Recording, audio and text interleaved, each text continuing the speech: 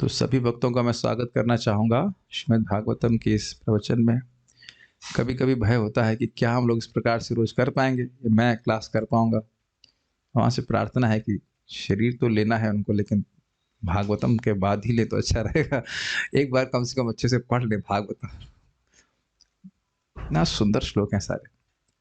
तो आप लोग सुन रहे थे कि अ, युधिष्ठिर महाराज कह रहे हैं कि भगवान कृष्ण लोगों के मंगल के लिए आते हैं, पूरे ब्रह्मांड के मंगल के लिए, उनको सुरक्षा प्रदान करने के लिए, उन्नति प्रदान करने के लिए, और उन्हीं के बाहुदंड, उन्हीं की बाहों की सुरक्षा में युद्धकुल स्वपुरियाम अपनी पुरी में, द्वारकापुरी में उस प्रकार से सुखी है जैसे महापौरुषिका एवं जैसे वैकुंठवासी सुखी होते हैं और वो देवताओं के द्वारा पूजित होने की योग्यता प्राप्त किए हुए हैं।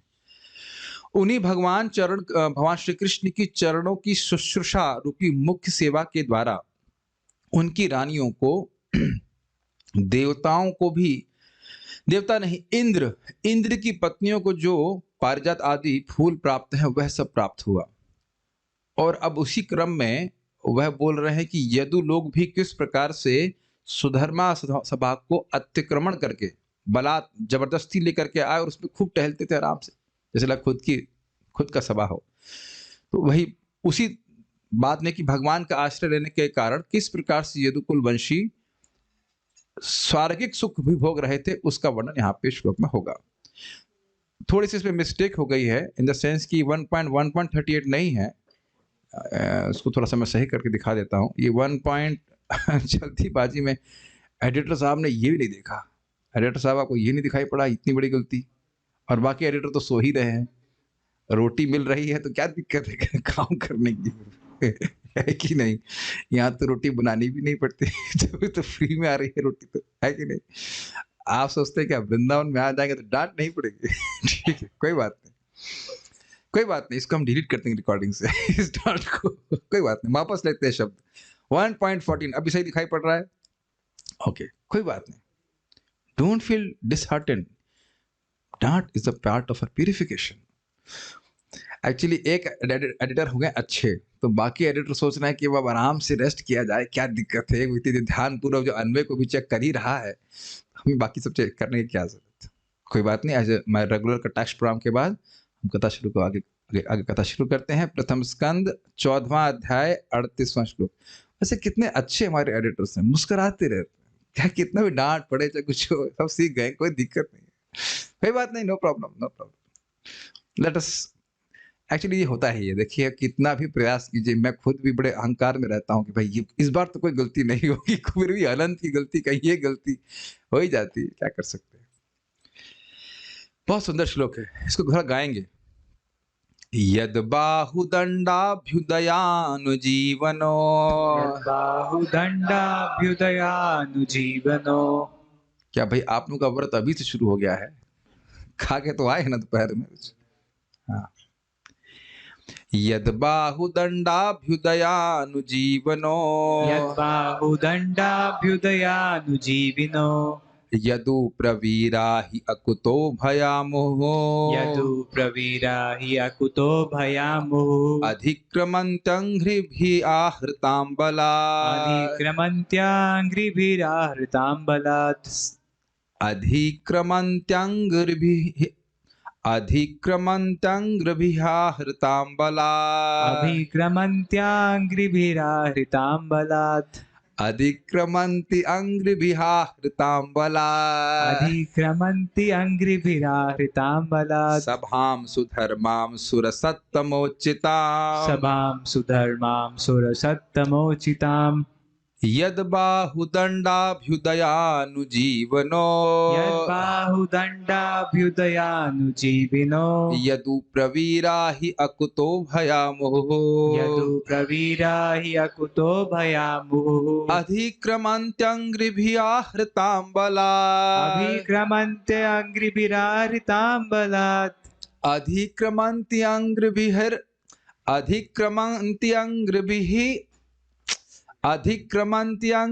आहृतां बलात्, अधिक्रमन्त्याङ्घ्रिभिराहृतां बलात्। चक्कर क्या है, वहां पे हवा निकल जाती है मुझसे, आह बोलने में आह निकल जाता है। अधिक्रमन्त्यङ्घ्रिभिः अधिक्रमन्त्यङ्घ्रिभिराहृतां बलात् अधिक्रमन्त्याङ्घ्रिभिराहृतां बलात् सभां सुधर्मां सुरसत्तमोचिताम्। सभां सुधर्मां सुरसत्तमोचिताम्। देखिए काव्य की दृष्टि दंडाभ्युद द कितना सुंदरता से आ रहा है। अ कुतो भयामुहु अधिक्रमंती अंघ्रि आ देख रहे हैं काव्य की दृष्टि से कितना सुंदर है। फिर सभा सुधर्माम सुरसत्व चुम सा। अब मुझे अलंकार का गाना तो नहीं जानकारी, लेकिन दिख रहा है कितना सुंदर लग रहा है। एक बार फिर से गाने का प्रयास करते हैं। यद बाहुदंडोभ्युदयानुजीवनो यद्बाहुदण्डाभ्यधुनानुजीविनो यदु प्रवीरा हि अकुतो भयामुहुः यदु प्रवीरा हि अकुतो भयामुहुः अधिक्रमन्त्यङ्घ्रिभिराहृतां बलात् अधिक्रमन्त्याङ्घ्रिभिराहृतां बलात् सभां सुधर्मां सुरसत्तमोचिताम् सभां सुधर्मां सुरसत्तमोचिताम् यद्बाहुदण्डाभ्युदयानुजीविनो यद्बाहुदण्डाभ्यनुदयानुजीविनो यदु प्रवीरा हि अकुतो भयामुहुः यदु प्रवीरा हि अकुतो भयामुहुः अधिक्रमन्त्यङ्घ्रिभिराहृतां बलात् अधिक्रमन्त्याङ्घ्रिभिराहृतां बलात् सभां सुधर्मां सुरसत्तमोचिताम् सभां सुधर्मां सुरसत्तमोचिताम्।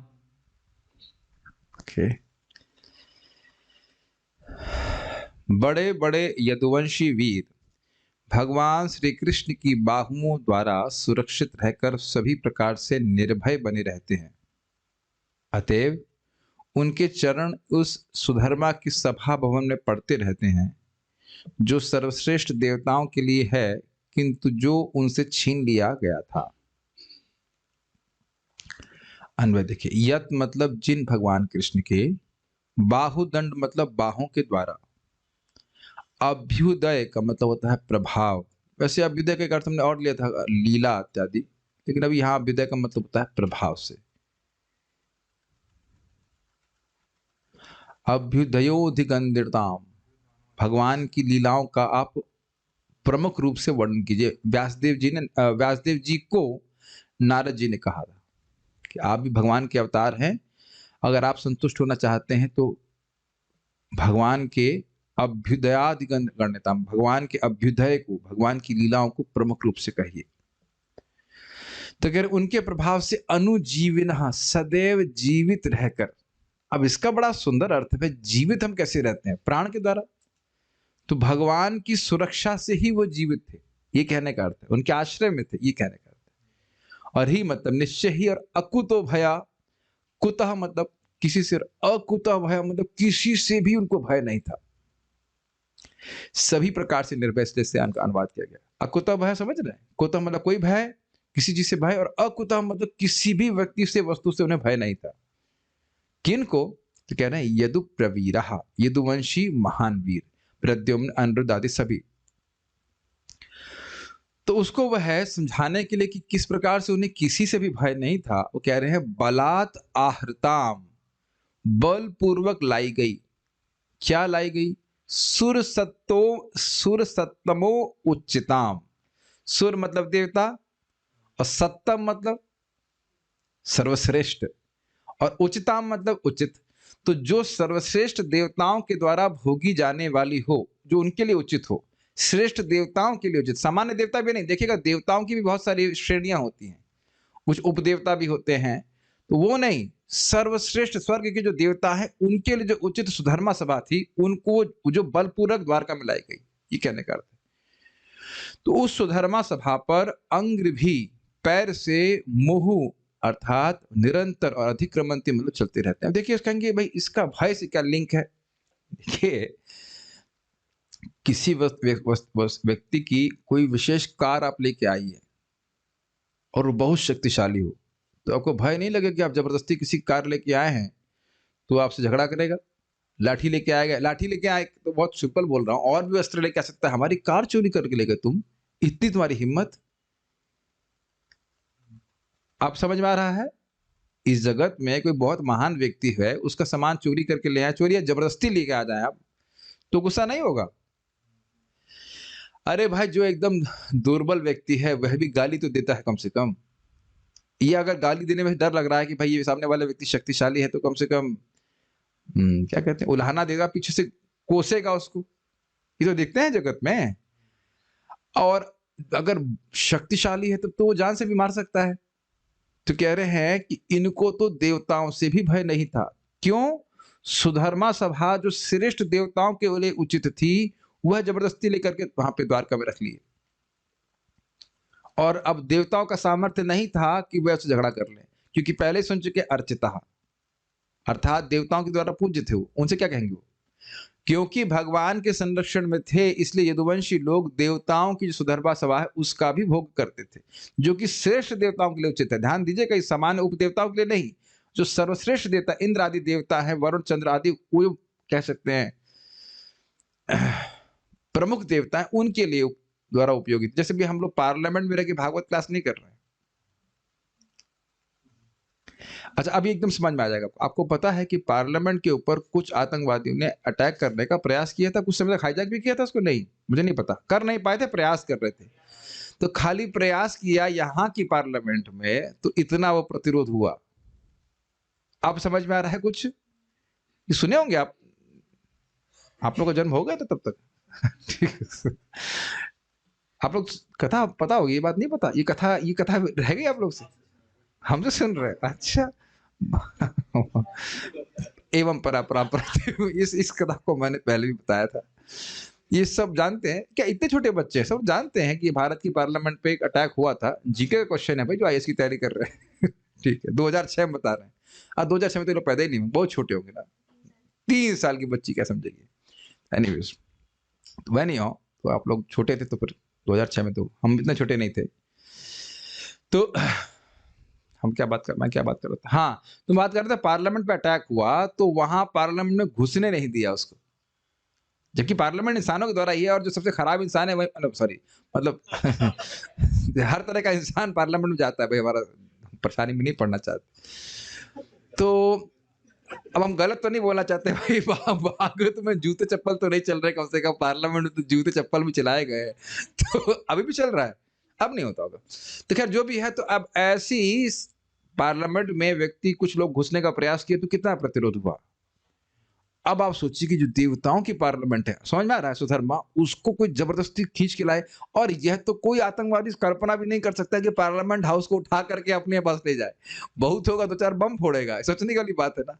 लेकिन जबरदस्ती उठा करके ले आओ, तो बहुत बड़ी बात होगी ना। तो ये भी ये तो हमने कभी सोचा नहीं कि यह भी एक असंभव कार्य है।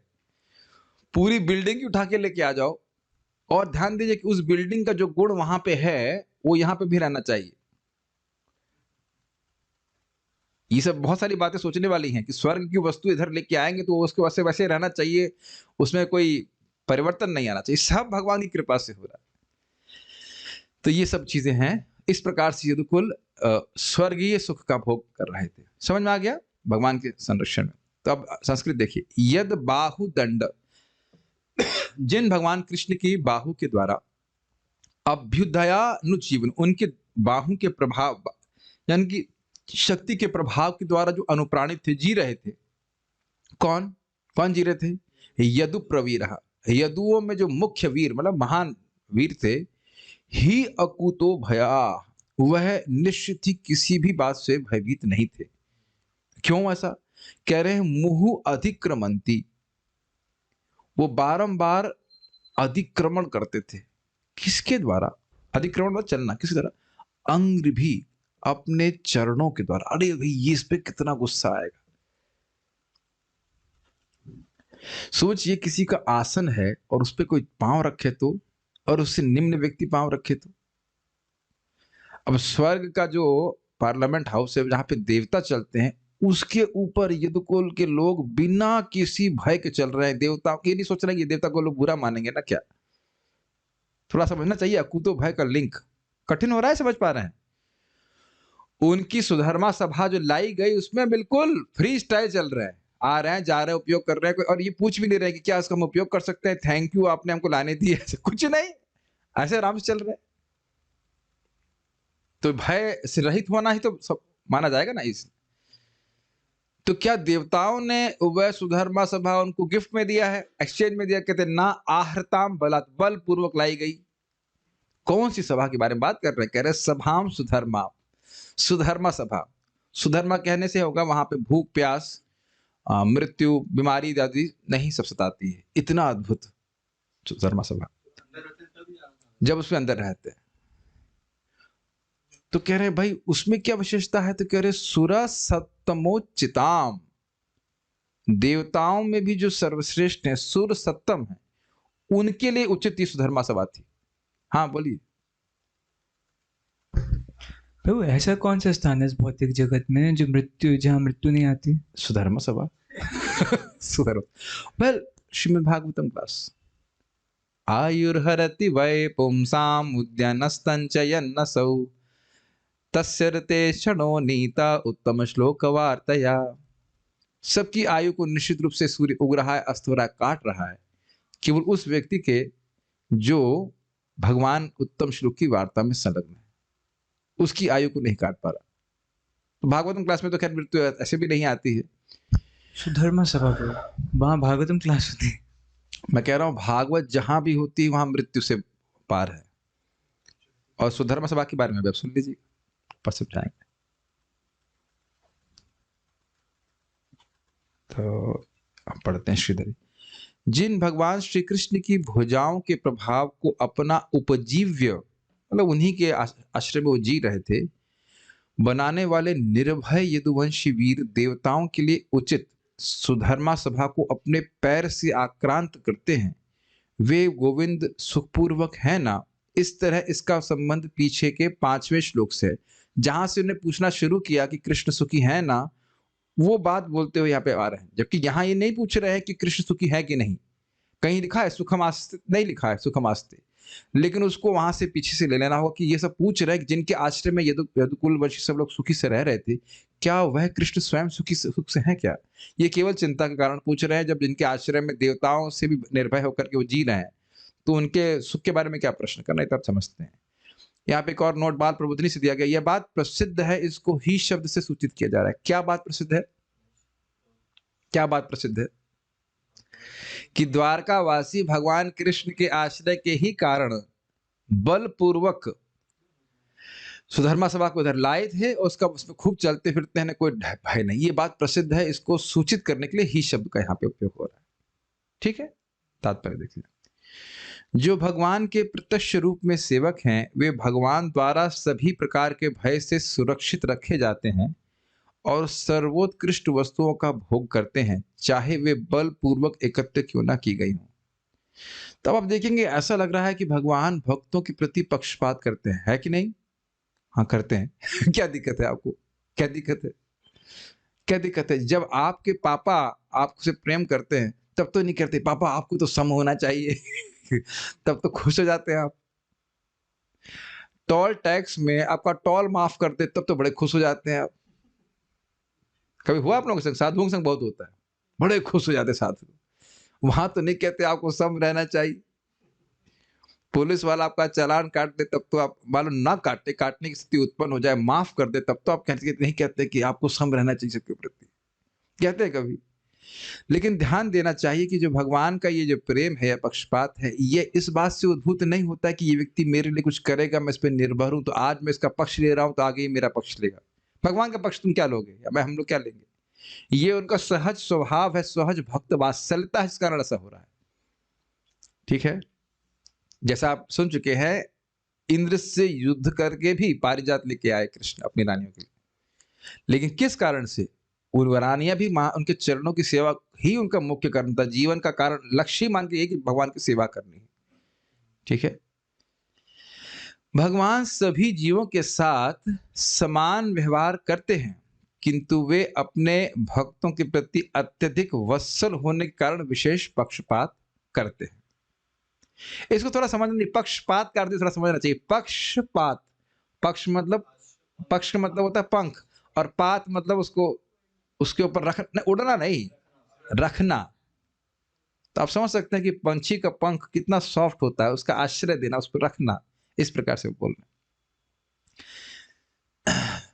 और भक्तों की तो बात क्या कहा जाए, अजामिल कौन से भक्त थे बताइए? उनके भी तो अरबों जन्मों के पाप सब नष्ट करके उनको वैकुंठ में ले आए भगवान।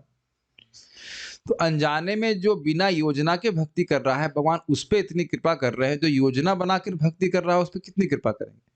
और वही चिंता करते व्यक्ति सोचता रहता है कैसे चलेगा, आज तक तो चल गया, आगे कैसे चलेगा। जब आगे चले जाना तब सोचना कि आगे कैसे चलेगा, अभी क्यों सोच रहे हो? ये सोचने वाली बात है ना। क्या भगवान मर गए हैं ना, क्या उनके पास सामर्थ्य समाप्त हो गया अपने भक्तों की रक्षा करने का? ये बात हम लोग को हमेशा याद रखनी चाहिए कि जिन जिन व्यक्तियों के ऊपर हम आश्रित हैं उनकी कोई सत्ता नहीं है। कभी आपने सोचा इस तरह से कि हो सकता है जिन जिन व्यक्तियों को हम अपना आश्रय मान रहे हैं उस कल वो पूरे के पूरे साफ हो जाए, या ये भी हो सकता है कि वो विमुख हो जाए, हमको आश्रय प्रदान ना करें। ऐसा नहीं कि लोग हमें करना नहीं चाहिए, हमारा कर्तव्य नहीं है, लेकिन काल कर्म गुणाधीनो, श्लोक याद है आपको? याद तो होगा ही। काल के कर्म के गुणों के प्रभाव में जीव अपनी रक्षा स्वयं ही नहीं कर सकता। ये देह अपनी रक्षा स्वयं नहीं कर सकता, दूसरे की क्या करेगा? तो ये नित्यानंद प्रभु की प्रीचिंग भी यही है कि कृष्ण माता, कृष्ण पिता, कृष्ण धन प्राण, कृष्ण हमारे माता हैं, कृष्ण पिता है, उनका आश्रय लेना चाहिए, उनकी भक्ति करनी चाहिए। बहुत अच्छी बात यहाँ हम सीख रहे हैं। विशेष पक्षपात करते हैं, कर्माणि निर्दहति किंतु च भक्ति भाजम। इंद्र से यस्त्वेंद्र यस्त्वेंद्र यस्त्वेंद्र गोपमथ करे श्लोक है, अहोसो कर्म फल भाजम आतनोति। इंद्र से लेकर इंद्र गोप कीड़े तक सब कोई व्यक्ति अपने कर्मों का फल भोग रहे हैं, लेकिन जो भगवान की भक्ति करता है, कर्माणि निर्दहति किंतु च भक्ति भाजम, किंतु जो भगवान कृष्ण की भक्ति करता है उसके कर्म को भगवान नष्ट कर देते है ना, भगवान का पक्षपात। तो ये है पक्षपात, लेकिन ये उनकी अंतरंगा शक्ति से प्रकट होता है, ये कोई गुणों से प्रभावित होकर के नहीं हो रहा है। मैं फिर से बोल रहा हूं इस बात को, इस जगत में पक्षपात आप कब देखते हो? वो उस व्यक्ति से हमारा कुछ फायदा होता है तो हम उसको पक्षपात उसको देते हैं, यद्यपि और हम सबके प्रति सम नहीं है। तो भगवान सबके प्रति सम होते हुए भी अपने भक्तों के प्रति पक्षपात करते हैं। तो ये बताइए, एक प्रकार से ये भगवान की समता है कि नहीं? किसी को बोल रहे हैं कि तुम मेरा नाम मत लेना, देखो तुम मेरा नाम भूल के मत लेना, कहीं शास्त्र में बोले ऐसा?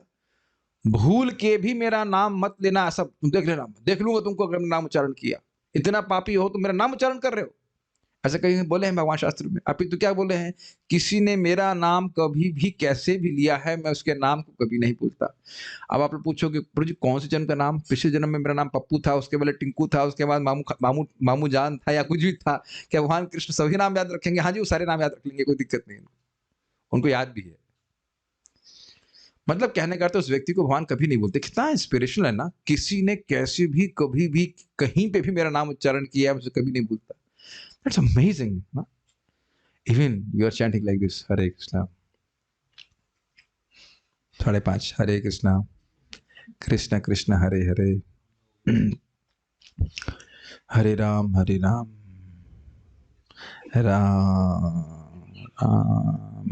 कैसे भी आप जाप कर रहे हैं, लेकिन फिर भी भगवान कर रहे हैं, अरे तो मेरा नाम उच्चारण कर रहा है। यस, नारायण अपनी माँ की गोद से मेरी गोद में आओ, ऐसे भी कर रहा है तो भी चलेगा, अरे मेरा नाम उच्चारण कर रहा है, ठीक है। इतने पक्षपाती है कृष्ण। अब इस पे भी मान लीजिए हमारी नाक बहने लग जाए तो हम कहेंगे भाई भगवान तो बहुत दुख दे रहे हैं हमको। कि नहीं, मेरी बात समझ रहे हैं? थोड़ा सा दुख आ जाए भक्त के जीवन में तो उफ, सब लोग ये कर रहे हैं वो कर रहे हैं, हमें को भगवान दुख दे रहे सारे। द्वारकापुरी तो खैर हम बात कर रहे थे कि आप कहेंगे बड़ी ये तो बड़ी जाति है भाई, जो देवता बना इतनी मेहनत करके उसकी वहां की सुधर्मा स्वभाव छीन करके ले आए, तो लेके आएंगे, कर लो, क्या करोगे, क्या कर लोगे, जरा बताओ क्या कर लोगे तुम? जो करना कर लो। तो वही बात है, भगवान के सामने कौन टिक सकता है? मुझे तो बड़ा हंसी आती है, भगवत गीता के 18वें अध्याय की महिमा। इंद्र बैठे पूजा प्राप्त कर रहे हैं और वे एक व्यक्ति, वो 5 श्लोक भगवत गीता के 18वें अध्याय के पढ़ के, नहीं बताऊंगा कौन से, लेकिन 5 श्लोक जो पढ़ करके आया वो इंद्र को हटा दिया और वो बैठ गए वहां जाकर के बिल्कुल आराम से। और भगवान बोलते मद भक्त लभते अंजसा, बारंबार श्लोक को मैं कोट कर रहा हूँ, स्वर्गाप वर्ग मधामा कथंचित यदि वांछति। स्वर्ग चाहता है, या फिर योग सिद्धि से कुछ भी जो मिलता हो, जो और किसी साधन से मिलता हो, वो सब प्राप्त कर लेता है। स्वर्ग चाहिए, स्वर्ग मिलता है, मुक्ति चाहिए, मुक्ति मिलता है, मद धाम मेरा धाम चाहता है, मिल जाता है। बड़ी कठिनाई से मिलता होगा ना? कहते नहीं, लभते अंजसा, बड़ी आसानी से प्राप्त कर लेता है। कथंचित यदि वांछित, यदि वह इच्छा करता है, अर्थात असली भक्त तो इच्छा भी नहीं करते। तो ये सब बातें हैं। द्वारकापुरी समुन्नति पर थी, क्योंकि वहां भौतिक संसार की श्रेष्ठतम वस्तुएं उपलब्ध थीं। और इस बात को द्वारका वासियों ने स्वयं स्वीकार किया है। जब भगवान श्री कृष्ण आते हैं, अगर आप लोग को याद हो कि भगवान आपका अनुगत्य होने के कारण, आपका अनुगामी होने के कारण हम पूरी हर प्रकार से समृद्ध हैं। ठीक है। राज्य का कौन, तो अभी मुझे कुछ बोल रहा था, नहीं कौन बोल रहा था? हाँ, एक भक्त मैं बता रहा था कि एक भक्त है, ब्रह्मचारी, बता रहे थे कि वो पहले बहुत गरीब थे, जब भक्ति नहीं कर रहे थे, तो जब वो स्वयं भक्ति करने लगे तो उनके घर में सारी भौतिक सुविधा बढ़ने लग गई। भाई का जॉब लग गया, एसी भी है और टीवी भी है। अब अच्छा है बुरा वो तो आप निर्णय कर लीजिए, लेकिन भौतिक लाभ प्राप्त होने लगा। ये होता है, ये हो जाता है, कोई बड़ी बात नहीं। इसलिए घर वाले कुछ बोल नहीं रहे हैं कि घर वापस आओ, अच्छा है, लगे रहो। ठीक है। राज्य का सभा भवन हर राज्य की प्रतिष्ठा के अनुसार। इससे पहले हम आगे जाए, क्या इस जगत में केवल आपको अच्छा भोजन कोई करा दे और सम्मान दे, प्रेम से भोजन करा, ईमानदारी से बोलिए, प्रेम से कोई भोजन करा दे? हम होटल की बात नहीं कर रहे, होटल वाले प्रेम से नहीं खिलाते, लेकिन कभी कभी होटल वाले भी थोड़ा प्रेम से खिलाते हैं। कुछ कुछ होटल वाले होते हैं जो प्रेम से खिलाते हैं, उनका है पैसे की इच्छा है, लेकिन बड़े प्रेम से खिलाते हैं। लेकिन सामान किसी के जाइए और वो प्रेम से कुछ खिला दे, तो क्या आप लोग इतने, क्या कह सकते, कृतज्ञ है कि उसके बारे में कुछ भी अच्छा करने के बारे में नहीं सोचेंगे? है कि नहीं? अच्छा, एक सोचिए, आप में से बहुत से लोगों ने प्रसाद में स्पॉन्सर भी किया है कार्तिक इत्यादि में, तो आप वहां बैठे हैं, आपको अच्छा प्रसाद मिला, आपने तीनों को खिलाया और अच्छा प्रसाद आपको भी खाने को मिला, थोड़ा सम्मान भी दे दिया, कुछ माला वाला भी पहना दी, नाम भी अनाउंस कर दिया, तो आप तो फिर अब कहेंगे ना कि अगला बताइए, अगला फीस्ट का तरह बताना। आप भगवान पे आरोप लगा रहे हैं। आप खुद सोचिए, कोई थोड़ा सा प्रेम देता है तो आप नहीं प्रेम करते कि हम भी कुछ करें, हमारा कुछ सामर्थ्य है तो हम कुछ करने का प्रयास करें? Is it not? What is? और जो व्यक्ति सेल्फलेसली कर रहा है, ध्यान दीजिएगा कि सुधर्मा सभा को प्राप्त करने के लिए कृष्ण की सेवा नहीं कर रही है, तो सहज प्रेमी है। भगवान भी कहते हैं ये भी दे देते हो, वो भी, दोनों तरफ से जीव का, भक्त का भी प्रेम संतुष्ट नहीं हो रहा है देने में, और भगवान का भी प्रेम संतुष्ट नहीं हो रहा है। हम भी ये दे दे अपने भक्त को, ये भी दे दे, ये भी दे दे, ऐसे करके करके। राज्य का सभा भवन हर राज्य की प्रतिष्ठा के अनुसार बनाया जाता है। स्वर्ग लोक में सुधर्मा नामक सभा भवन श्रेष्ठ देवताओं की प्रतिष्ठा के अनुरूप था। तो आपने श्लोक में देखा था, सुर सत्तमह उच्चितः।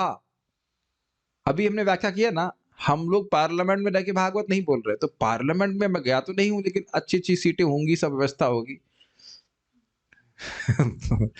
जूता रखने की व्यवस्था भी होगी। वैसे मेरे ख्याल से अब शायद जूता बाहर खोल के आने के लिए बोलते हैं, क्या होता है मुझे नहीं पता, ज्यादा कटाक्ष नहीं करना चाहते उसके ऊपर। लेकिन आप जानते हो कि एसी तो कम से कम होता होगा पार्लियामेंट में, इतना तो होता ही है। हाँ, हमको नहीं पता, लेकिन इतना तो होता ही होगा। आप, हम लोग किसी आईआईटी कानपुर के सारे जो एक स्पेशल कॉलेज थे, स्कूल थे, उसमें एसी, सेंट्रल एयर कंडीशन रहता है, ऐसे करके वो सब हर जगह की व्यवस्था के अनुसार वो होते हैं। ये बात प्रभुपाद समझाते हैं। अब बताइए, स्वर्ग के देवताओं का भवन में क्या सुविधा होगी? हम लोग तो बस इतना ही सोच सकते हैं ना, एसी लगा होगा।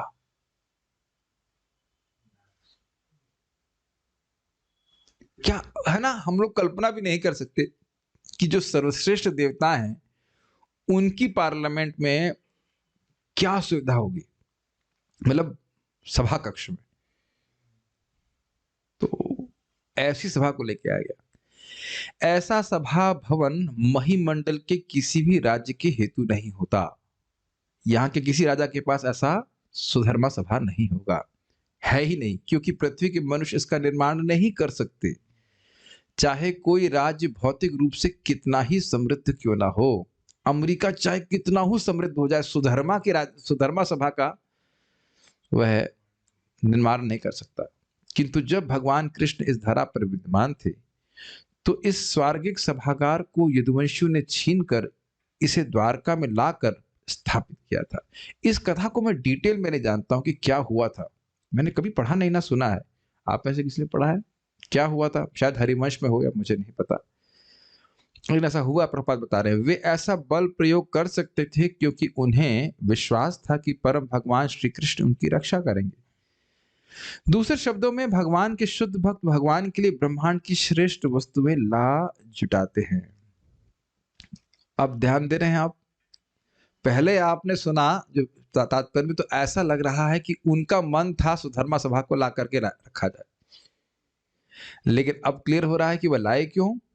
अरे भगवान कृष्ण उस सभा में बैठेंगे तो सबसे अच्छी वस्तु लानी चाहिए, लेकिन इतने निर्भय थे कि देवताओं से भी कोई भय नहीं, जबरदस्ती उठा के लेके आए। अब प्रश्न ये भी बनेगा कि जब वो सुधर्मा ले आए तो देवता लोग क्या कर रहे थे? उसका उत्तर हमारे पास नहीं। यदुवंशियों ने या तो ब्रेकआउट रूम क्रिएट कर दिया होगा मुझे नहीं पता कि क्या किए होंगे, वहां क्या व्यवस्था की होगी। ये कुछ अभूतपूर्व घटना नहीं लग रही आपको? इस समय अगर पृथ्वी पे हो जाए तो सब लोग देखने चलेंगे ना।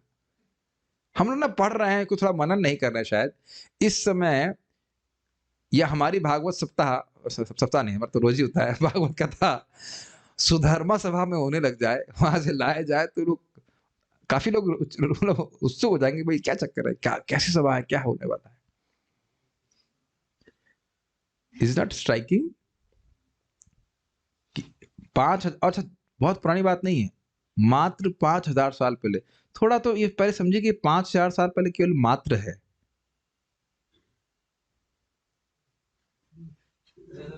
Are you able to follow that? अच्छा, मात्र 2,000 साल पहले, ये मात्र लग रहा है? थोड़ा ऊपर से जाइए, ऊपर देखिए और ऊपर जाइए, ऊपर, हाँ, फिर थोड़ा मात्र 3,000, खास दिक्कत नहीं, और मात्र 5,000, मात्र 5,000, ठीक, ज्यादा विशेष दूरी नहीं है। और उस समय ये घटना हुई कि देवताओं की सभा को यहां पे लाया गया। It's very amazing. तो वो कैसे ला पाए? विश्वास था कृष्ण हमारी रक्षा करेंगे। यदुवंशियों ने भगवान कृष्ण के लिए ब्रह्मांड में सुलभ सारे सुख साधन जुटा दिए थे, जिसके बदले में भगवान ऐसे भक्तों की रक्षा करते थे जिससे वे निर्भय थे। अब देखिए फिर बदला, मतलब देखिए एक बार हम लोग के भक्त यही शब्द इस्तेमाल किए थे कि भगवान की रानियों ने सेवा करी, उसके बदले में कृष्ण ऐसा कर रहे हैं। अरे भाई, ये बदला चुकाई नहीं हो रही है। कहने का अर्थ है निस्वार्थ भाव से द्वारकावासी भगवान कृष्ण से प्रेम करते हैं, इनको अच्छी वस्तु देना चाहते हैं, तो इसलिए कृष्ण भी उनकी इसी प्रकार से रक्षा करते हैं। If you want to give their best to Krishna, Krishna gives his best to you. आप कृष्ण को सबसे अच्छा वस्तु देना चाहते हैं तो कृष्ण भी आपको उसी प्रकार से देना चाहते हैं। ये था माम प्रपद्यन्ते। हम कहें जो क्या कहते हैं उसकी, जिसकी डेट निकल गई हो, डेट ऑफ एक्सपायरी हो गई है, उस रूह अफ़ज़ा को साधु सेवा में लगाएं तो उसी प्रकार का आशीर्वाद प्राप्त होगा। हमने आंखों से देखा, ऐसा करते हैं लोग।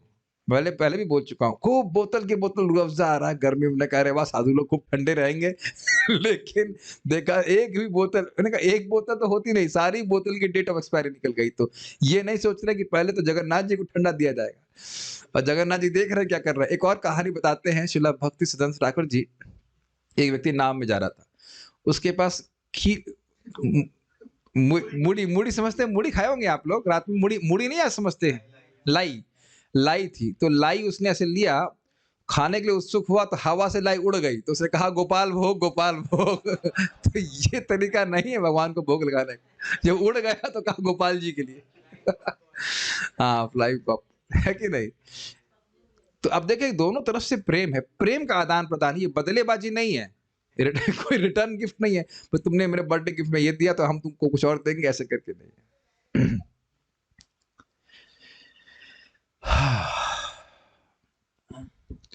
भुलक्कड़ बद्ध जीव भयभीत रहता है। इसका मतलब क्या है? जो व्यक्ति अपने संबंध को भगवान से भूला हुआ है, बहुत गंभीर स्टेटमेंट है ये, उसके जीवन से भय कभी नहीं जा सकता। चाहे वह कितना भी शक्तिशाली हो जाए, कितना भी धन उसके पास आ जाए, वह कभी भी निर्भय नहीं हो सकता। भजहु रे मन श्री नंद नंदन, अभय चरनार विंदरे। दुर्लभ मानव सनम सत्संगे, तरहु रे भव सिंधु रे। भजहु रे मन श्री नंद नंदन, अभय चरनार विंदरे। कितना सुंदर बात है ना ये। कितना भी हम भौतिक व्यवस्था बना लें, हम निर्भय नहीं हो सकते। ऐसा मत सोचिएगा कि जो लोग बहुत धनी हैं उनके हृदय में भय नहीं होता। उनको सबसे पहला भय तो धन खो जाने का है। बहुत भयभीत होते हैं। अब ये है क्यों? ये निर्भयता कृष्ण स्वयं हृदय में स्फुरित कराते हैं, और ये क्या भयशील होने की भावना भी, इसका निर्माण भी कृष्ण ही करते हैं। अगर आप लोग को याद हो, अज्ञान की परिभाषा में बताया गया था राग द्वेष अभिनिवेश। याद आ रहा है कुछ? अविद्या, अस्मिता, राग द्वेष अभिनिवेश। और अभिनिवेश का अर्थ क्या था?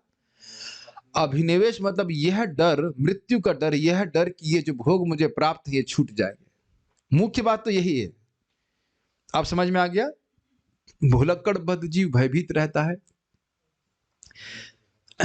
अगर आपको ये नहीं समझ में आ रहा तो हिरण्यकशिपु के बारे में तो आप स्पष्ट जान रहे हैं। पूरे वो खाली ऐसे भौवें ऊपर ऐसे करता था, टेढ़ी मेढ़ी। मैं तो नहीं पूरी तरह से कर पा रहा हूँ, लेकिन I am not Hiranyakashipu obviously. I am not the best among the demons. तो वो एकदम ऐसे घुमा के करता था, देवता भयभीत होते। देखिए, देवता भी भयभीत है, और हिरण्यकशिपु के भय से जो देवता भयभीत है वह प्रहलाद से भयभीत है कि ये लड़का मर नहीं रहा है, और इसको याद रहेगा कि मैंने इसको मारने का प्रयास किया है। जब ये बड़ा हो जाएगा तो ये जरूर मुझे मार देगा। क्या आपको ये स्ट्राइकिंग नहीं लग रहा है कि जिस व्यक्ति जो त्रिलोकी का राज्य प्राप्त है, केवल ब्रह्मा जी शिव जी को छोड़ करके, और वह भयभीत है?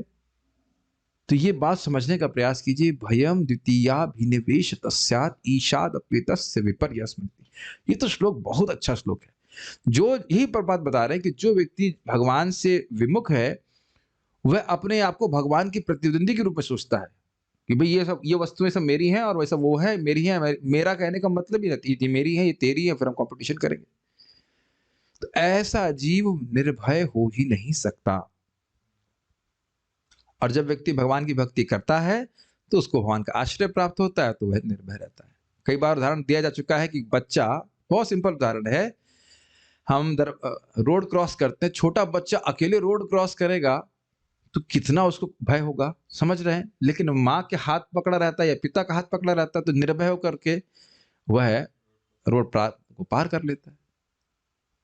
तो चिंता लोगों को लगी ही रहती, आगे कैसे होगा, आगे कैसे चलेगा। हम गलत बोल रहे हैं कि बताइए, जो भक्त नहीं है पूरे टाइम, पूरा जिंदगी चिंता ही करते बीत जाता है, ये कैसे होगा, वो कैसे होगा। ठीक है, आपका जो कर्तव्य आप कीजिए, लेकिन ये बताइए, अभी भी धन आदि प्राप्त करने का सामर्थ्य कौन दे रहा है? कह रहे हम तो अपनी बुद्धि से कर रहे हैं। बुद्धि तेरे बाप की है?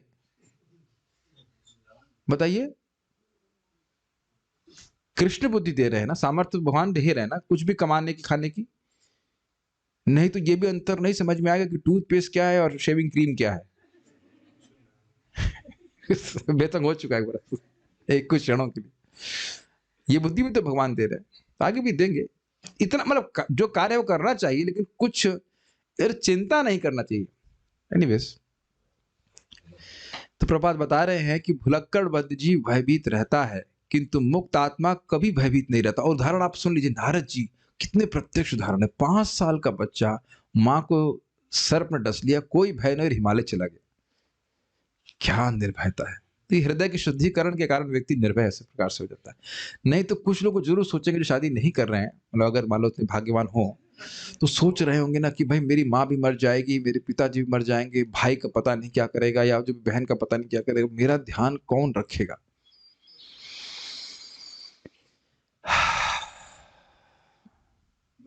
लोग डर जाते हैं इस प्रकार से, हमारा ध्यान कौन रखेगा। भैया, दुख प्राप्त करने होंगे तो भाई और बेटा भी लात मारेगा, और नहीं तो बात अब आ ही रही बात, तो याद बोल देते हैं। रशिया में वो जो प्रभु जी जेल में थे ना, आज मैं उनका स्मरण करता, क्या नाम था, मैं भूल गया। वो जिन हाँ, आनंद शांति नहीं, जो जेल में थे, वो ऐसे बिल्कुल पद्मासन लगा करके सच्ची ऐसे बैठे, और उनकी पीठ भी शायद तोड़ दी थी, ऐसे पद्मासन में बैठे हुए थे और मुस्कुरा रहे थे, लेफ्ट द बॉडी।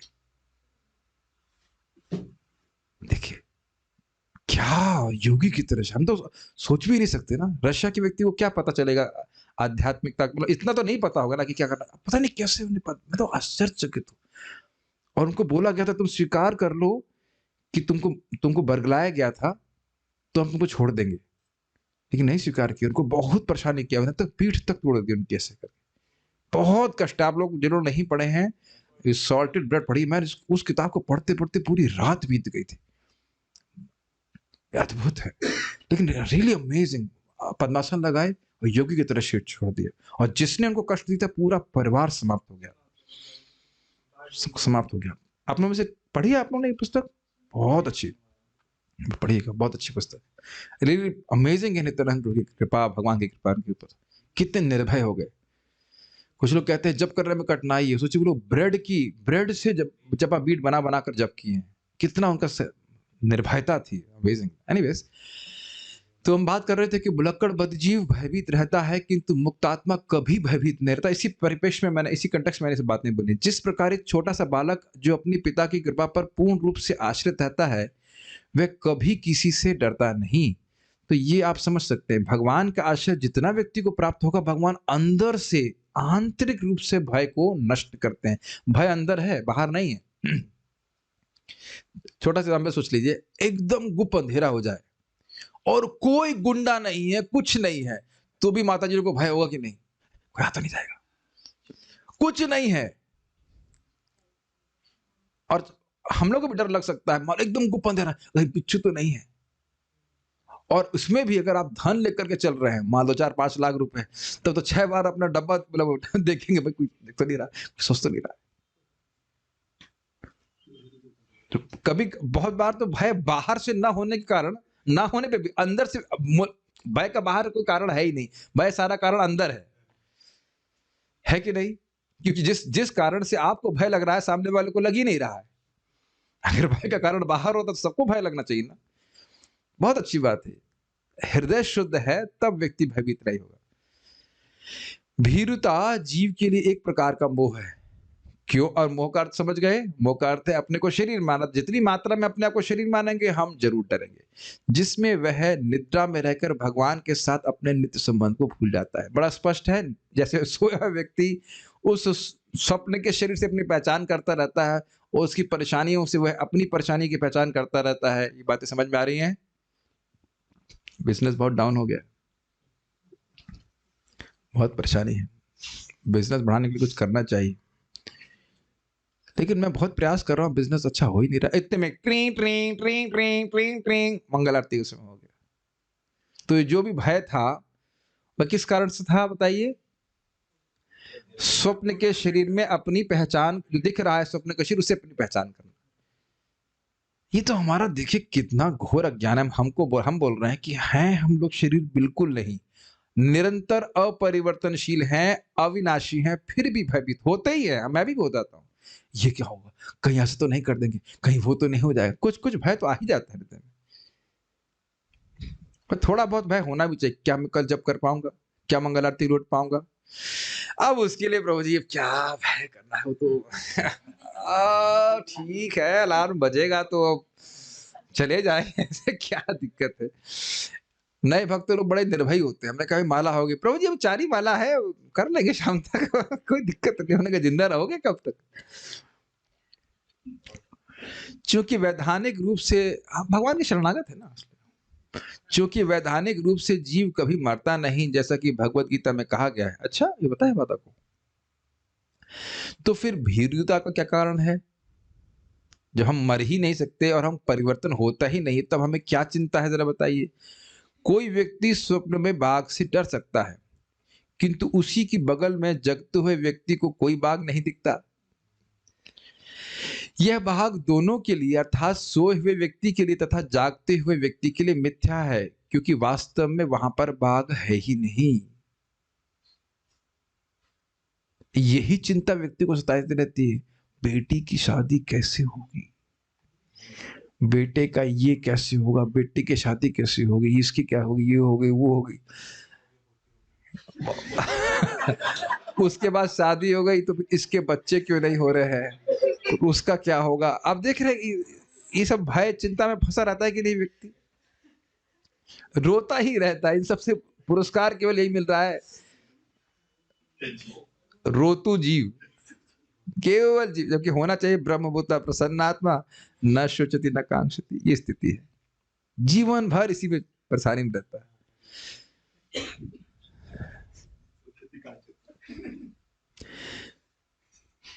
लेकिन ये उदाहरण अगर हम आत्मसात कर ले तो जीवन बहुत परिवर्तन हो जाए, है ना। रोज हम लोग स्वप्न देखते होंगे, आप लोग रोज स्वप्न देखते हैं नहीं देखते, नहीं देखते हैं। अच्छा, तो आप लोग दिव्य पुरुष हैं।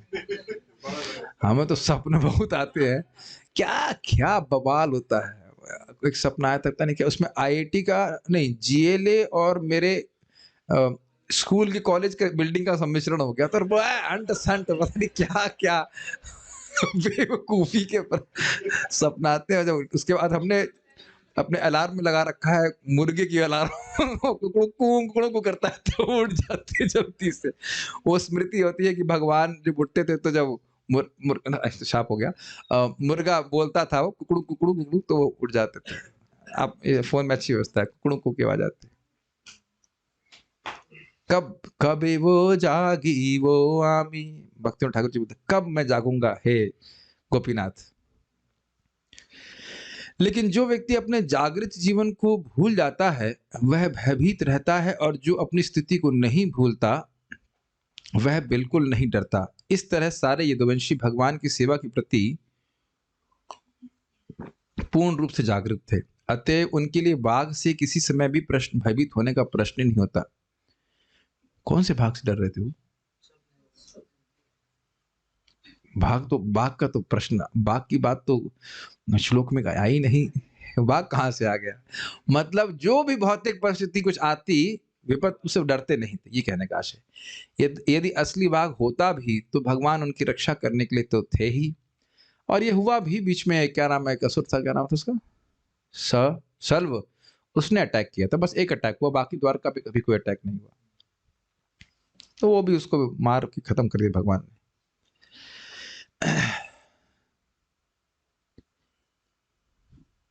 किस चीज से भय है व्यक्ति को सोचना चाहिए जिंदगी में। भय होना चाहिए, और इस बात का भय होना चाहिए कि कहीं हमारी भक्ति ना छूट जाए, कहीं हमसे कोई ऐसा अपराध ना हो जाए कि हम भगवान से विमुख हो जाएं। ये भय बहुत अच्छा है। और श्रीला प्रभुपाद जी कहा करते थे कि मेरे शिष्यों की गलती यह है कि वे माया से समुचित मात्रा में भयभीत नहीं है। तो ये बात है। अब वह अर्जुन की स्थिति को देख करके उन्हीं से प्रश्न कर रहे हैं, या उन्हीं के संबंध में वितर्क भी कर रहे हैं कि क्या कारण से तुम इस प्रकार से दिख रहे हो जैसे तुम दिख रहे हो। ठीक है, तो 44 श्लोक तक ये बात चलेगी। 39, 40, 41, 42, 43, 44 6 श्लोक में पूछेंगे।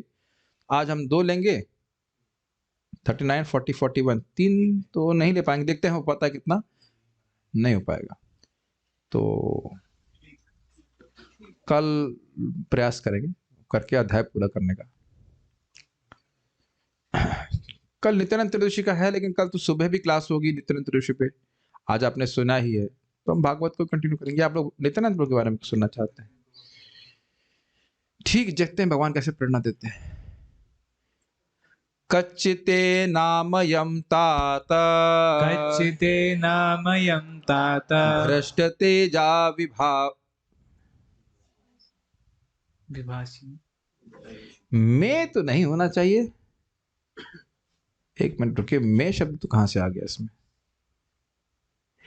भ्रष्ट तेजा विभास, हाँ विभासी नहीं है, विभासी है, हल्का छोटी नहीं तो सही बटेगा। भ्रष्ट तेजा विभासी में, भ्रष्ट तेजा विभासी में, अलब्धमानो वज्ञातः, अलब्धमानो अवज्ञातः, किं वा तात चिरोषितः, किं वा तात चिरोषितः, कच्चितेनामयं तात कच्चितेनामयं तात भ्रष्टतेजा विभासि मे भ्रष्टतेजा विभासि मे अलब्धमानुवज्ञातः अलब्धमानोऽवज्ञातः किं वा तात चिरोषितः किं वा तात चिरोषितः कच्चितेनामयं तात भ्रष्टतेजा विभासि मे कच्चितेनामयं तात भ्रष्टतेजा विभासि मे अलब्धमानुवज्ञातः किं वा तात चिरोषितः अलब्धमानोऽवज्ञातः किं वा तात चिरोषितः। मेरे भाई अर्जुन, मुझे बताओ कि तुम्हारा स्वास्थ्य ठीक तो है? ऐसा लगता है कि तुम्हारे शरीर की कांति खो गई है। क्या द्वारका में दीर्घकाल तक रहने से, अन्यों द्वारा असम्मान तथा उपेक्षा दिखलाने से ऐसा हुआ है? देखिए, तात मेरे भ्राता, छोटे भाई, कश्चित मतलब क्या, ते अनामयम, तुम्हारा स्वास्थ्य ठीक तो है ना? इस अर्थ में पदम गच्छन्ति अनामयम, ये भगवत गीता में भी शब्द है। अनामय अर्थात जहां पे कोई, आमय का अर्थ क्या होता है? आमय मतलब होता है बीमारी। आम से जो जन्मित बीमारी होती है, इंटेस्टाइन में आम बन जाती है, उससे जो बीमारी होती है उसे आमय कहा जाएगा, जो बीमारी होती है। अनामय, अनामय, जिसके पेट में आम नहीं बनी है उसको कहने का अर्थ है। और ये हमारे कविराज बता रहे थे कि सारी बीमारियां मंदाग्नि से होती हैं, तो कहा जाए कि हर बीमारी आम से होती है, ये भी स्वीकृत है। इतना तो आयुर्वेदम सीख गए। अनामय मतलब पेट में कोई आम तो नहीं। कहने का मतलब तुम्हारा स्वास्थ्य ठीक है ना, ये बात है। क्यों तुम्हारा चेहरा पीला पड़ा हुआ है? ऐसा क्यों कह रहे हैं आप? मैं भ्रष्ट तेजा विभासी, मुझको तुम कांति विहीन प्रतीत होते हो। अभी तक तो तुम बड़े तेजस्वी दिखते थे, क्या बात है? ये पहले भी व्याख्या कर चुके हैं। विच्छाया, विच्छाया शब्द था नहीं, विच्छाया का शब्द था कांतिहीन। अर्जुन आए, निपतितम अभूत अयथा पूर्वम आदि था, निपादयो निपतितम अयथा पूर्वम, ऐसे करके श्लोक था। चरणों पे गिरे थे जैसे पहले कभी नहीं गिरे थे, बहुत दुखी थे। और विच्छायाम, उनको कांति रहित थे अर्जुन, उनका चेहरा पीला पड़ गया था। तो कह रहे हैं कि मानो अर्जुन पूछे ऐसा आप क्यों कह रहे हैं, तो कह रहे हैं कि मैं देख रहा हूं कि तुम्हारा तेज भ्रष्ट हो चुका है। तेज भ्रष्ट हो गया मतलब तेज नष्ट हो गया है। तेज समझ रहे हैं, चेहरे की कांति नष्ट हो गई। फिर तात बोले, मेरे बेटा, मेरे भाई, चिरोशिता, कारण सोच रहे हैं कि क्या कारण होगा। चिरोशिता अलब्धमाना, दीर्घ काल तक रहने के कारण। कहां दीर्घ काल तक रहने के कारण? द्वारका में। अलब्धमाना, तुम्हारा कोई सम्मान नहीं किया क्या? अब देखिए, एक क्षत्रिय के लिए सम्मान ना होना ये बहुत दुख का कारण है। तो हो सकता है कि इतने दिन से रह रहे हो तो अब सम्मान ना हो, और ये आपने अनुभव किया होगा। घर वाले बुलाते हैं, जो लोग घर से दूर रहते हैं, कि आओ आओ आओ, और जब आ जाते हैं तो ज्यादा ध्यान नहीं देते, है कि नहीं? इसलिए दूर रहना ही उचित है कि नहीं? दूर में अधिक प्रेम होता है। क्यों भाई, गलत तो नहीं कह रहे ना? उस लिहाज से तो साधु समाज में बड़ा सम्मान हो रहा है। क्यों ब्रह्मचारी हो? इतना समय घर में रह रहे होते तो जरूर गेहूं पिसवाने के लिए जा रहे होते साइकिल पर रख कर। गलत तो नहीं बोल रहे? यहाँ तो केवल दंडवत परस्पर हो रहा है ना, सम्मान दिया जा रहा है। ये लेके आओ, क्या ठूंठ जैसा बैठा खड़ा है, कुछ कमा के क्यों नहीं लाता, इत्यादि इत्यादि। यहाँ तो केवल इसी बात में डांट पड़ती है, सो क्यों रहा है, मंगल आरती क्यों नहीं जाता, इतनी डांट पड़ती है, और तो अधिक कुछ नहीं पड़ रहा है ज्यादा। तो ये शब्द है। और आप लोगों ने अन्य भी सुना होगा, कहीं आपको कदाचित किसी, खुदा ना खास्ता, किसी तो ये शब्द सुना होगा आपने, किसी रिश्तेदार के यहाँ पे आपको रहना पड़ जाए महीना 2 महीना, तब देखिए कितना असहनीय होता है। ये समझ रहे ना मेरी बात? मैं समझता हूँ 1 हफ्ते में मुंह फूलना शुरू हो जाता होगा, 2 दिन में। Good good. तो उसी अर्थ में कह रहे हैं चिरोशितः, क्या आप बहुत समय तक, चिर प्लस उशिता, बहुत समय तक आप वहां पर रह रहे थे, 7 महीने हो गए, तो क्या इस कारण से अलब्ध माना? वैसे ये बात संगत नहीं है, क्योंकि वो सब बड़े प्रेमी हैं। जब ये लोग इधर रहते थे तो भगवान भी महीनों-महीनों अपनी रानी के संग रहते थे, तो बड़े प्रेम से उनका स्वागत होता था। तो जब भी जा रहे हैं तो कोई उनका असम्मान हो, ये होना नहीं है। संभव है, लेकिन एक सोच रहे हैं कि क्या इस कारण से ऐसा हुआ? तुम्हारा कोई सम्मान नहीं किया क्या? किम मतलब, या फिर क्या क्या जोड़ दीजिएगा उसमें, यानी चिरोषितः अलब्धमानः किम, क्या तुम्हें कोई सम्मान नहीं किया क्या? वा अर्थात अथवा अवज्ञाता, किसी ने तुम्हारा अपमान किया। ये बातें एक जैसी नहीं है। कोई आपका सम्मान ना करे और कोई आपका अपमान करे, ये दो बातें अलग हैं, थोड़ा अलग हैं, समझ रहे हैं? जैसे मान लीजिए कोई सन्यासी है, अब सन्यासी को देखकर हमें तुरंत प्रणाम करना चाहिए, तो आपने प्रणाम नहीं किया यह सोचते हुए कि ये तो रोज ही दिखते हैं, तो आपने उनका सम्मान नहीं किया। लेकिन अब जा करके थूक दे, कोई गंदी बात बोल दे, तो ये विशेष अपमान हुआ कि नहीं? सम्मान ना करना और अपमान करने में थोड़ा सा अंतर आ जा रहा है, जबकि दोनों ही अपमान है, लेकिन कुछ अंतर समझ रहे हैं भाई? आपने सम्मान नहीं किया, जिस व्यक्ति का उचित सम्मान किया जाना चाहिए नहीं किया, वह भी एक प्रकार का अपमान है। लेकिन आप उस पर भी अपमान कर दे, विशेष रूप से अपमान करे, अवज्ञा कर दे, तो वह भी तो बहुत ही खराब माना जाएगा ना। जैसे एक बार एक बड़े व्यक्ति थे, तो उनकी गाड़ी यहाँ पे खराब हो गई, इधर यमुना एक्सप्रेस वे पे, तो जो व्हीकल इंचार्ज था उसने ऑल्टो भेज दी। कहे, इतना क्रोधित हो गए, मैं ऑल्टो में बैठ के जाऊंगा। अब आप ये नहीं कह सकते कि उस भक्त का वो न्याय तो समझ नहीं रहा कि वह तो उनका अपमान नहीं करना चाह रहा है, लेकिन उनका सम्मान पूर्ण रूप से नहीं हुआ, उनके लिए कम से कम टवेरा है। अब प्राइम मिनिस्टर को भेजने के लिए आप टवेरा भी भेजेंगे तो वह भी उनका अपमान ही है, उनके लिए तो कम से कम मर्सिडीज जाना चाहिए। गलत तो नहीं कह रहे ना? तो अगर आप मान लीजिए प्राइम मिनिस्टर के लिए ऑल्टो लेकर जाएं या मारुति लेकर के मारुति 800 लेकर चले जाएं, तो ये हमारे प्राइम मिनिस्टर नम्र हैं, हो सकता है स्वीकार कर ले, लेकिन वैसे इसको एक कहा जाएगा कि सम्मान ठीक से नहीं हुआ। तो दो बात समझ में आ रही है अलग अलग।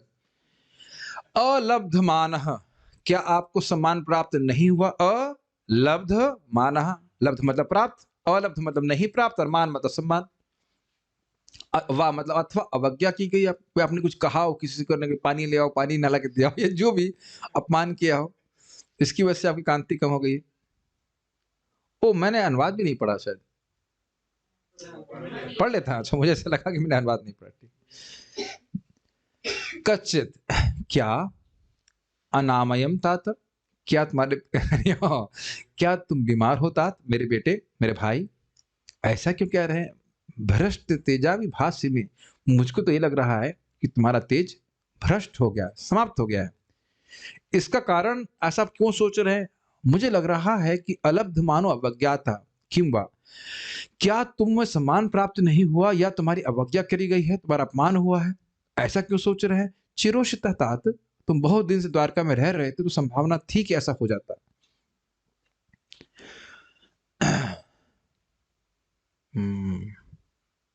ऐसा हो जाता है। पहले हम पढ़ते हैं, फिर देखते हैं कितना समय लगता है। मुझे लगता है यही श्लोक कर पाएंगे। श्रीधर, इस समय राजा युधिष्ठिर अर्जुन का ही कुशल कश्चित इत्यादि 6 श्लोकों से पूछ रहे हैं। अनामय आरोग्य को कहते हैं, ये समझ में आ गया? आमय के कारण, आमय शब्द भूता नाम, ये शब्द पहली भागवत में आ चुका है कि बीमारी को जिस प्रकार से दवा से ठीक किया जाता, जिस वस्तु से बीमारी होती है उसी वस्तु से कुछ दवा मिलाकर देने से वो बीमारी ठीक हो जाती है। तो कह रहे अनामय मतलब आरोग्य को। तुम बीमार हो गए हो क्या? अलब्ध माना का विग्रह है, न लब्धो मानो ये न बंधुभ्य साकाशात, अर्थात जिसका बांधवों ने सम्मान नहीं किया, ये बहुत दुख देता है। देखिए, अब आप लोग कहीं जाम में फंसे हैं और कोई व्यक्ति भद्दी गाली देके चला जाए तो उतना दुख नहीं लगता है, लेकिन अब अपना ही कोई भतीजा भांजा है ना, जो एकदम छोटेपन से जिसको देखे हो और वो कुछ उल्टा सुल्टा बोल दे, थोड़ा सा उल्टा सुल्टा बोल दे, तो बहुत दुख लगता है।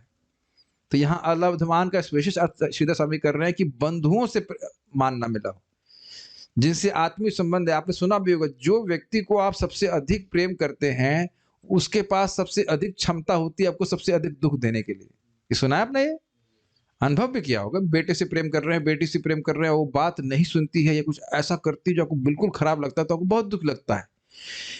या कभी वो कहे तुमने हमारे लिए किया ही क्या है? अरे भाई ये तो छाती पे एकदम नहीं कहा ना?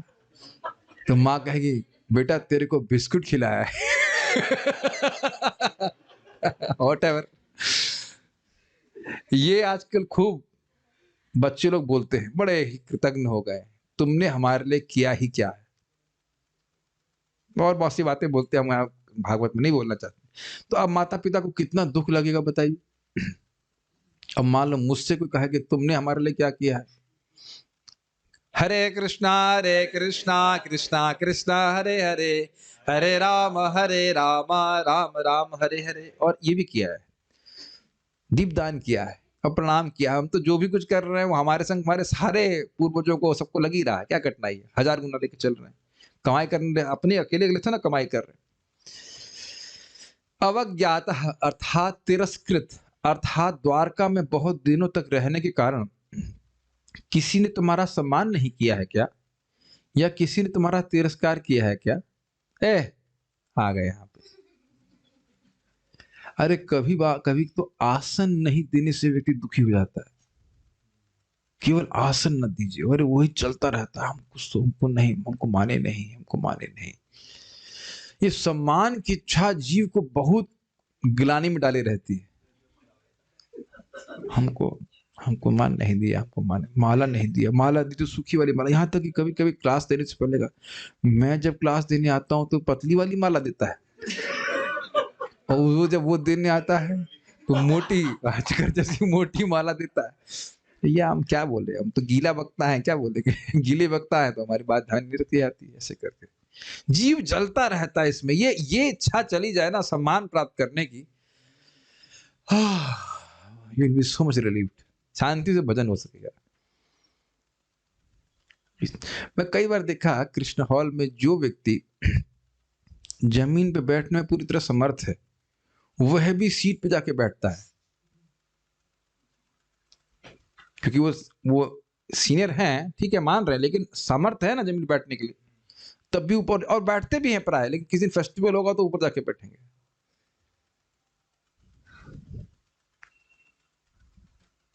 एनीवेज, बहुत पॉइंट ऑफ ऑब्जर्वेशन है, हमको पकड़ना होगा कहाँ कहाँ हम सम्मान की इच्छा बहुत प्राप्त करना चाहते हैं।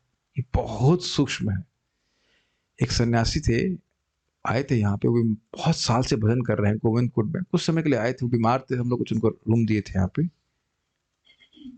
कह रहे 45 साल हो गया भजन करते हुए, फिर भी कोई बुरा बोल देता है तो मुझे बुरा लगता है। It's not that easy. Serious, like 2 lakh नाम जप करते थे वो, अभी भी जिंदा ही होंगे। It's not that easy.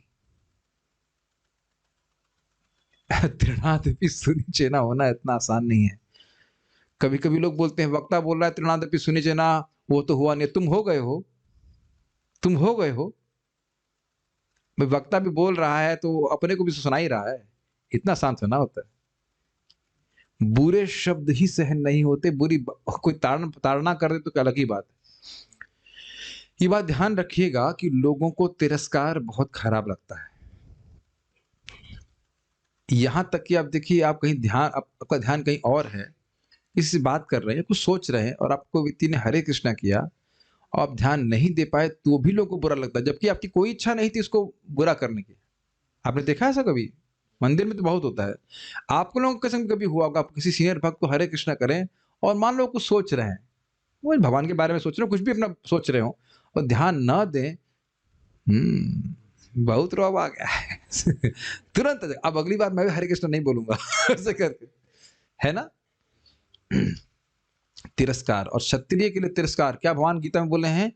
मरणाद तिरिच्यते। जो व्यक्ति का सम्मान प्राप्त है, उस तुमको ऐसी बात बोलेंगे जो तुम्हारे लिए कभी नहीं बोली जानी चाहिए। सब याद है? दूसरे अध्याय में भगवान बोलते हैं तुम बोल लो छोड़ दो चले जाओगे, तुम दया दिखा रहे हो, कोई नहीं बोलेगा तुम दया दिखा रहे हो। ऐसी बात बोलेंगे, अवाच्य वाचांश बहुन वदिष्यन्ति तवाहितः, ऐसी बातें बोलेंगे जो तुम्हारे बारे में बिल्कुल नहीं बोली जानी चाहिए। यही अर्जुन को भगवान कृष्ण बोल रहे हैं, तुमसे सहा नहीं जाएगा, तब तुम तुरंत धनुष उठा लोगे। तो जब धनुष उठाना ही है तभी क्यों नहीं उठा लेते, पहले उठा लो। बहुत खराब बात बोलेंगे। कौन बोलेंगे? तुम्हारे ही जो शत्रु है वही बोलेंगे, इत्यादि श्लोक आप देख सकते हैं। और बहुत सारी बात, एक नहीं 1000 बात बोलेंगे, तुम्हारे मुंह पे बोलेंगे कि तो कायर था, और हिंजड़ा भी बोल सकते हैं, क्या क्या बोलेंगे तुमको। तो अर्जुन जैसे व्यक्ति के लिए तिरस्कार असहनीय है। मैं इसी श्लोक को ही बोलूंगा, बस उसका रुकेंगे। मुझे याद दिलाएगा कहानी, पहले मैं बाल प्रबोधिनी पढ़ लेता हूँ, उसके बाद फिर कुछ कहानी सुनाऊंगा तिरस्कार के संबंध में। बस बोल दीजिएगा कहानी अगर मैं भूल जाऊं, ठीक है। बाल प्रबोधिनी पहले पढ़ लीजिए। तुम यथार्थ रूप से निर्भय होकर करो, कुछ चिंता मत करो। मेरे आगे तुमको कुछ कहने में कोई चिंता नहीं होनी चाहिए, क्योंकि मेरे छोटे भाई होने के कारण तुम मेरे पुत्र तुल्य हो। इसको सूचित करने के लिए उन्हें, यानी अर्जुन को यहाँ तात शब्द से संबोधित कर रहे हैं। स्पष्ट है, तात मतलब छोटा भाई, बेटे के समान। अब तिरस्कार के बारे में जरा कुछ सुन लीजिए, पर इस कहानी को सुना दूंगा, फिर आगे हम जाएंगे कि अर्जुन के संबंध में ही है। एक बार महाभारत के युद्ध में अर्जुन थोड़ा दूर थे और युधिष्ठिर महाराज को युद्ध करना पड़ा था कर्ण से, और कर्ण उनको बहुत घायल किए, इतना घायल किए कि उनको युद्ध क्षेत्र छोड़ना पड़ा। बहुत शरीर में बाण लगे, बहुत कष्ट हुआ। तो बाद में शाम के समय जब अर्जुन मिले तो अर्जुन से पूछा कि क्या आपने कर्ण को मार दिया? युधिष्ठिर महाराज सोचे कि अब मैं हट गया हूं तो अर्जुन युद्ध किए होंगे कर्ण से। अर्जुन कहे आज तो हम कर्ण से युद्ध नहीं कर पाए, युद्ध ही नहीं हुआ मेरा। तो उनको बहुत क्रोध आया। अलब्धमाना, बंधुओं से ही सम्मान ना पाने की बात की व्याख्या कर रहा हूं मैं। तो युधिष्ठिर महाराज से कितना प्रेम करते हैं अर्जुन। तो अर्जुन को युधिष्ठिर महाराज ने कहा, तुम किसी लायक नहीं, तुम इस लायक ही नहीं तुम गांडीव को धारण कर सको। किससे प्राप्त हुआ शब्द? युधिष्ठिर महाराज से। बंधु है कि नहीं? अर्जुन को यह बिल्कुल सहन नहीं हुआ, तुरंत तलवार निकाल ली। तो भाई क्या बात है? ऑब्वियसली भगवान कृष्ण थे मैनेज करने के लिए। क्या बात है? तो कहे कि देखिए, मेरा संकल्प था कि जो भी कोई मुझे बोलेगा कि तुम गांडीव त्याग दो, मैं उसे गर्दन काट दूंगा। अब देख सकते हैं कि एकदम सहन करने के लिए सामर्थ्य नहीं, तो क्षत्रिय भाव है। तो भगवान ने कहा ऐसा मत कीजिए ऐसा करिए, आप इनको बुरे शब्द बोलिए। तो फिर वो बोले, अर्जुन बुरे बुरे शब्द युधिष्ठिर महाराज को बोलने लगे। आपको कुछ पता नहीं है, हाँ जुआ खेला, जुआरी है, ये जो भी हम युधिष्ठिर महाराज की निंदा नहीं करना चाहते, जो कुछ बोला हो उन्हें बोला। अब युधिष्ठिर महाराज तो बहुत दुखी हो गए। फिर देखिए, अलब्धमाना, आप प्लीज समझने का प्रयास कीजिए, युधिष्ठिर महाराज ऐसे व्यक्ति नहीं है जिनको आप एक शब्द भी बुरा कह सको। कोई व्यक्ति सबके देखिए, जिसके व्यक्ति के कोई शत्रु नहीं, आप उससे कितना प्रेम करेंगे, सोचिए। प्लीज इससे पहले हम आगे जाए समझने का प्रयास कीजिए, क्या आप किसी ऐसे व्यक्ति को जानते हैं कोई शत्रु ना हो? रियली जो किसी के प्रति द्वेष नहीं हो, कितना सौम्य, कितना अच्छा व्यक्ति होगा, है कि नहीं? और अर्जुन तो वैसे शुद्ध भक्त हैं, कितना प्रेम होगा, एकदम चलते थे युधिष्ठिर महाराज के अनुसार। और उनके लिए कितनी बड़ी बात होगी कि शब्द का बाण चला सके युधिष्ठिर, असंभव था। अब वो इतने दुखी हो गए कि अब मैं इस तलवार से खुद ही अपनी गर्दन काट लूंगा, मैं युधिष्ठिर महाराज का अपमान करके जिंदा नहीं रह सकता हूं। भगवान ने कहा ऐसा करिए, आप अपना गुणगान स्वयं कीजिए जो व्यक्ति अपना गुणगान स्वयं करता है वो मरने के ही समान। तो अर्जुन बोल रहे थे, ये ऐसा किया वैसा क्या, फिर वो शांति को प्राप्त हो गए मैंने युद्ध में ये कर दिया, मैंने वो उसको मारा, मैंने इसको किया, ऐसा कर दिया। देखिए, ये बड़ी रोचक बात हम यहाँ बोलना चाह रहे हैं कि तिरस्कार सहन नहीं होता है, तिरस्कार सहन नहीं होता। कई बार हमने सुना है लोग आत्महत्या तक भी कर लेते हैं, पत्नी से तिरस्कार प्राप्त करके या बच्चों से तिरस्कार प्राप्त करके। तो ये एक बात, तो अगर आत्महत्या भी कर सकता है व्यक्ति, तो किसी की कांतिहीन हो जाए उसमें कौन सी आश्चर्य की बात है? तो इस प्रकार से युधिष्ठिर महाराज सोच रहे थे। अभी भी नहीं बोल रहे हैं कि कृष्ण का तिरोभाव हो गया। महाराज युधिष्ठिर ने सभी प्रकार से अर्जुन से द्वारका का कुशल क्षेम पूछा, लेकिन उन्होंने अंत में यही निष्कर्ष निकाला कि जब तक स्वयं भगवान श्री कृष्ण वहां थे तब तक कोई अशुभ घटना नहीं घट सकती थी, लेकिन साथ ही अर्जुन कांतिहीन लग रहे थे। अतएव राजा ने उनसे उनकी कुशलता पूछी और साथ ही अन्य महत्वपूर्ण प्रश्न भी पूछे। अब अगला श्लोक हम उसके पीछे एक कहानी भी है, तो उसको हम यहाँ नहीं बोलेंगे, इसको हम लोग कल चर्चा करेंगे। जल्दी जल्दी नहीं करना चाहते हैं, श्लोक बड़े अच्छे हैं, उनके पीछे जो कथाएं हैं लिंक्ड, जिससे बातें और क्लियर होंगी, उसको हम लेके चलेंगे। तो आज आपने देखा कि एक तो बात हुई थी यदुकुल के लोग किस प्रकार समृद्ध थे कि सुधर्मा सभा का भी उपभोग कर रहे थे, और दूसरा क्या सीखा, अर्जुन से आशा प्रश्न कर रहे हैं, आप कांतिहीन दिखाई पड़ रहे हो, लगता है कोई आपका असम्मान किया है। तो आगे और एक प्रश्न हो चुका है, 5 प्रश्न और करेंगे, तो उसको हम लोग कल देखेंगे। श्रीमद् भाग एक मिनट, कोई प्रश्न किसी भक्त का है तो देख लेता हूँ।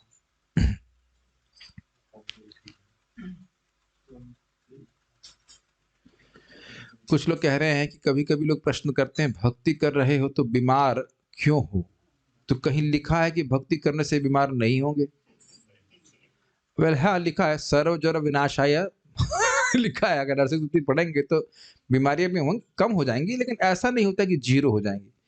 देखो एक सीधी बात है, अगर भगवान के भक्तों को जगत में कोई भी कठिनाई नहीं हो रही होती तो सभी लोग भक्ति कर रहे होते, और भगवान ये नहीं चाहते कि भक्ति की महिमा समान जनता को तुरंत अपने आप मालूम चल जाए। क्या बात है दानिश प्रभु, आप कभी बुखार में होते ही नहीं? क्यों ना हो, मैं रोज 16 माला जप जो करता हूं। अच्छा, सोलो करने लग जाएंगे। आपके दांतों की चमकार का कारण क्या है? 16 माला का जप। अच्छा ठीक है, हम भी करने लग जाते। आपका कैंसर ठीक हो कैसे हो गया? हरे कृष्ण मंत्र जप करके। तो अब लोग इसी कारण से लोग भजन करने लग जाएंगे। तो भगवान, और सामर्थ्य है भगवान का, तो ध्यान से सुनिए, मैं कई बार सिद्धांत को बोल चुका हूं, भगवान कर्मों को नष्ट कर देते हैं, लेकिन उन कर्मों को नष्ट नहीं करते जिनके द्वारा हमारी भक्ति बढ़ती है। और अपने जीवन में देख लीजिएगा कि आपका जीवन आपके चार्ट के अनुसार नहीं चलेगा। रेवती माता जी, हम गलत तो नहीं बोल रहे ना? आपका जीवन चल रहा है आपकी चार्ट के अनुसार? मेरे ख्याल से आपके चार्ट में लिखा है क्या हरे कृष्ण डिवोटी बनेंगे? मुझे पता नहीं लिखा है क्या। अभी स्पिरिचुअल लिखा है, लेकिन यहाँ पे हरे कृष्ण मंत्र लिखा तो नहीं है कि सूर्य देव बोल रहा है। अरे हम मजाक नहीं बना रहे हैं, लेकिन ये बात सत्य है, आप कभी प्रेडिक्ट नहीं कर सकते हैं। मैं कई बार बोल चुका, एक सन्यासी को बोले थे व्यक्ति, तो ब्रह्मचारी थे, तुम 3 महीने में अपनी शादी की मिठाई लेके आ रहे हो, 3 महीने में। वो मर के चले गए और वो महाराज बन गए, सन्यासी हो गए। प्रभात खुद बोलते हैं, आप ताली मारते हैं कीर्तन में, आपकी सब आंखें रेखाएं चेंज हो जाती हैं। अजामिल प्रत्यक्ष उदाहरण है, देखिए मरना था, उसको एक्सटेंशन मिल गया। तो वो जो दुख सुख आ रहा है भगवान देते हैं, वो कोई कठिनाई इसमें नहीं है। प्रभु जी क्यों नहीं चाहते कृष्ण लोगों को इजीली कृष्ण भक्ति मिल जाए? आपको मिल गई आसानी से। आपको मिल गई आसानी से। आपको आसानी से जो मिला है मैं वर्णन नहीं करना चाहता। आसानी से मिले हैं दुख देने वाला पति, खून पीने वाला, परेशान करने वाला। मैं नाम नहीं बोलूंगा तो इसलिए बात बोल सकता हूँ। आसानी से तो हमें दुख मिलते हैं जगत में, इसके लिए तो भागवत बोल रही है, तस्यैव हेतुः प्रयते तको विदः न लभ्यते यद भ्रमताम उपर्यदः। भगवान की भक्ति के लिए प्रयास करना पड़ेगा, बाकी सारी चीजें तो कर्मानुसार प्राप्त हो जाती हैं अपने आप। जिनको हम दूर करने का प्रयास करते हैं फिर भी दूर नहीं होते, तो उसके लिए क्या प्रयास करना? भागवतम क्लास में अक्सर लोग सो क्यों जाते हैं? तब कहीं तो नींद पूरी होगी भाई। हाँ, भागवत का प्रभाव है शोक मोह भयापह। अगर शोक होगा तो सोएगा नहीं, भय होगा तो सोएगा नहीं, और मोह होगा तो सोएगा नहीं। तो तीनों चीजों की निवृत्ति हो जाएगा तो सोएगा नहीं, तो और क्या करेगा? इसमें क्या बात? तो इजी क्वेश्चन था। Okay, so we shall stop. Shrimad Bhagavatam की जय, श्रील प्रभुपाद की जय, ताई गौर प्रेमानंदे।